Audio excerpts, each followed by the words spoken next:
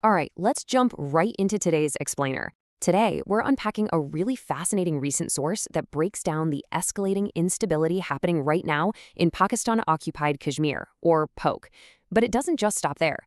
It connects these immediate, localized crises to some massive, broader geopolitical predictions for the year 2030. It paints this incredibly vivid picture of a region right on the brink, and then, brilliantly, pivots to how you and I can navigate our own unpredictable futures. So, we're going to unpack all of this using the specific data and claims presented in our source material. To keep us on track, here's our roadmap for the breakdown. We're starting with the current crisis in POK, then comparing POK versus India and Kashmir, looking at Pakistan's internal struggle, exploring those 2030 geopolitical predictions, and finally diving into Career 247 data analytics for some personal future-proofing. So first things first, we really have to ask, what is actually triggering all this immediate unrest on the ground? Why is this specific region suddenly capturing so much analytical attention right now? Well, let's get into Section 1, Current Crisis in POK, Analyzing the Dual Crises in the Region. The source outlines an incredibly volatile situation here. We're literally looking at multiple breaking points happening all at once. On one hand, there's a severe military blow. A Russian-made Mi-17 helicopter crashed in Muzaffarabad right during takeoff, and according to the report, this resulted in the tragic loss of 21 to 22 high-level officials. But while the establishment is dealing with that sudden shock, the civilian sector is completely boiling over. We're talking massive street protests. Hundreds of thousands of people are out there, and they're driven by crippling inflation. The public anger is specifically hyper-focused on the skyrocketing prices of absolute survival basics, namely wheat and electricity. Now, this is where it gets really interesting. It's not just about the price of a loaf of bread. The source claims that structural, deep-seated political manipulation is what's truly fueling this public outrage. According to the analysis, the regional assembly includes 12 specific refugee seats, and the claim here is that the military establishment actively manipulates these seats to engineer governments of their own choosing, basically pulling the strings of the entire region's politics. You can imagine how this alleged corruption, this total lack of genuine representation, is just pouring gasoline on the fire of those economic protests.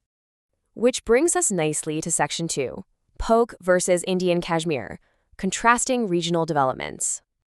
The source leans heavily on juxtaposition to make its point here, drawing a really stark duality between the two sides of the border. On the POK side, it depicts a region literally on the edge, marked by severe economic neglect, zero funding, and military crackdowns on protests. But then you look at the other side. In Indian Kashmir, the analysis highlights a completely different vibe, a celebration of progress. It points to consistent, heavy infrastructure funding, specifically calling out the recent breakthrough of the Zojila Tunnel, which is framed as this massive symbol of connectivity and economic integration. Just to put the sheer scale of that development into perspective, 11,500 feet. That is the massive altitude where the Zojila Tunnel is being built. It spans 13 kilometers and is actually slated to become the world's longest single-tube, bi-directional road tunnel. The source's main argument here is that this level of mega infrastructure is a powerful psychological magnet. People living in POK can plainly see the economic benefits of being integrated into a booming economy, especially when compared to their own daily reality of severe neglect. Moving beyond just physical infrastructure, let's look at Section 3, Pakistan's internal struggle, exploring the ideological impacts according to recent reports. There is a quote from a report by the Center for Peace Studies that really hits the nail on the head regarding the deep contradictions in the official state narrative. Look, for decades, Islamabad has built its foreign and domestic policy around claiming to support the democratic rights of Kashmiris, right? But as this report points out, when the very people living directly under your own administration are protesting in the streets against your political manipulation and economic neglect, well, that entire narrative just collapses. It's forcing citizens to deeply question the stories they've been fed for years. And the source emphasizes that this unrest, it's not just an isolated incident in one region. It's a symptom of a much wider systemic issue.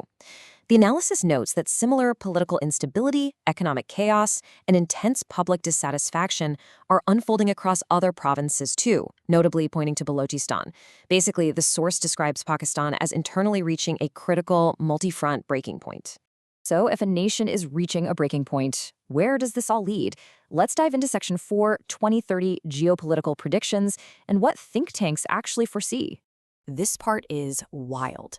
The source claims to have studied over 15 different geopolitical reports from think tanks based all over the globe, the US, Europe, India, and across all of these diverse sources, they found a unanimous consensus.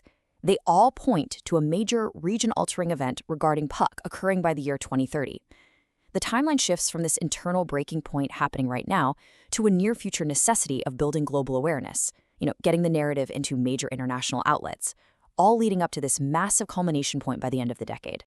Faced with these dramatic predictions for 2030, the source poses a really critical question.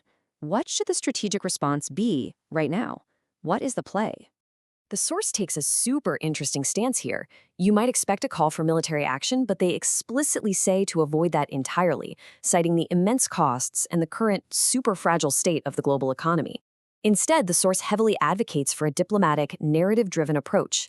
It suggests imposing symbolic, targeted sanctions on Pakistani officials, specifically tying those to the human rights violations happening in POK. The ultimate goal, proactively building a global narrative. The explainer argues that just crossing your fingers and hoping the world notices is a failing strategy. You have to actively push these realities into global headlines to prepare the international community for whatever that 2030 event is going to be.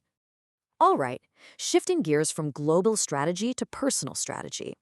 Section 5, Career 247 Data Analytics, Transitioning to Personal Future-Proofing. Just as nations have to prepare for massive shifts, the source makes the argument that individuals absolutely must adapt in this rapidly changing global economy. It details this highly demanded data analytics course by Career 24/7. Look, global demand for data analysts is absolutely booming right now.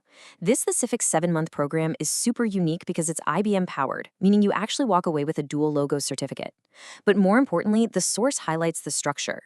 They completely reject that boring standard pre-recorded video format. Instead, you get live classes, mini projects after every single module, and 2 major practical projects designed to give you genuine, interview-ready experience.